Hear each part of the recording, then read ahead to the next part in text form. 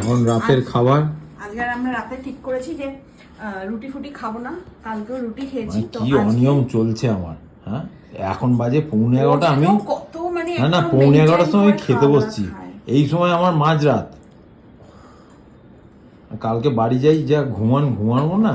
কারণ এখানে তুই ঘুমাচ্ছিস না, আরে আমাকে ওই হাঁড়িটাই দিয়ে দেন, আমি হাঁড়িটাই খেতে ভালোবাসি। তোর চিন্তা নেই, এখানে তোকে বাসন মাজতে হবে না। এখানে তুই সবই দিয়ে খা। তুই বাড়িতে চিন্তা করিস যে বাবারই আমাকে খেয়ে বাসন মাজতে হবে, সুতরাং বাটি ঘটি তোর ইয়ে করতে অসুবিধা।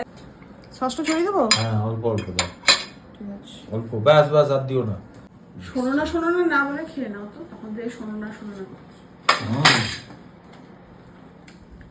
ভালো ভালো ভালো। সসটা দিয়েছো না, আরো টেস্টটা বেড়ে গেছে। রোজই তো রাত্রে রুটি খায়, ওই জন্য আমি বলছি রুটি আর খেও না, শুনছি একটা মিক্স চাউমিন নাও।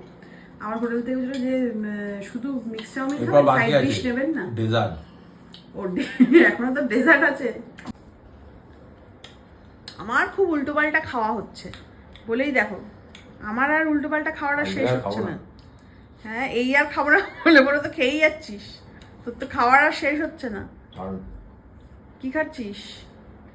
কি একটা বিস্কুটের মতো কি দিয়েছিস খাচ্ছি? হ্যাঁ আমি দিয়েছি নাকি?